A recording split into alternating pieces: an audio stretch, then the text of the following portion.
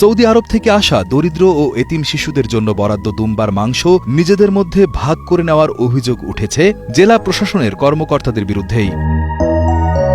১ November শনিবার দুপুরে Pabna circuit হাউসে দুম্বার মাংস ভাগাভাগির সময় সাংবাদিকদের কাছে হাতে নাতে ধরা পড়েন জেলা প্রশাসনের কিছু কর্মচারী।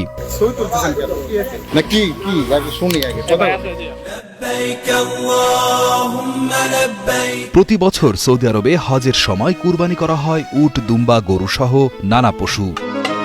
প্রতি বছর লক্ষাধিক হাজি ইসলামী বিধান অনুযায়ী কুরবানি দেন। সৌদি সরকারের পরিসংখ্যান অনুযায়ী হজ মৌসুমে প্রায় ১০ লাখেরও বেশি পশু কোরবানি করা হয়, যার মধ্যে দুম্বা ও ছাগলের সংখ্যা সবচেয়ে বেশি। এই বিপুল পরিমাণ মাংস সৌদি সরকার বিশেষভাবে সংরক্ষণ ও প্রক্রিয়াজাত করে ইসলামী উন্নয়ন ব্যাংকের মাধ্যমে বিশ্বের দরিদ্র মুসলমানদের মধ্যে বিতরণ করে। বাংলাদেশেও প্রতি বছর সৌদি সরকারের পাঠানো এই মাংস আসে, যা মূলত এতিমখানা, মাদ্রাসা ও দরিদ্র মানুষের জন্য বরাদ্দ থাকে। সৌদি আরব থেকে আসা দরিদ্র ও এতিম শিশুদের জন্য বরাদ্দ দুম্বার মাংস নিজেদের মধ্যে ভাগ করে নেওয়ার অভিযোগ উঠেছে জেলা প্রশাসনের কর্মকর্তাদের বিরুদ্ধেই।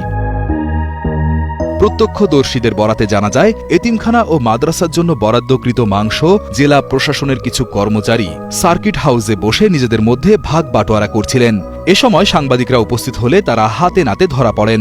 সাংবাদিকদের ক্যামেরা দেখেই অভিযুক্তরা মাংস ফেলে স্থান ত্যাগ করতে শুরু করেন। জানা যায়, একটি ট্রাকে মোট ১৬টি কার্টুনে প্রায় ৩২০ কেজি দুম্বার মাংস শুক্রবার রাতে পাবনায় পৌঁছায়। উপজেলা প্রকল্প বাস্তবায়ন কর্মকর্তাদের মাধ্যমে এতিমখানা ও মাদ্রাসায় বিতরণের কথা থাকলেও তার একটি বড় অংশ কর্মকর্তারা আত্মসাৎ করেছেন বলে অভিযোগ পাওয়া গেছে। তবে এ ব্যাপারে কেউই ক্যামেরার সামনে মুখ খুলতে রাজি হননি। ঘটনার পর জেলা প্রশাসক মফিজুল ইসলামের সাথে যোগাযোগ করা হলেও তাকে পাওয়া যায়নি।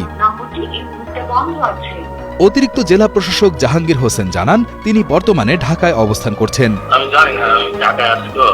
এতিমদের জন্য বরাদ্দ মাংস লুটপাটের এই ঘটনায় পাবনার সাধারণ মানুষের মধ্যে তীব্র ক্ষোভ ও ঘৃণার জন্ম দিয়েছে।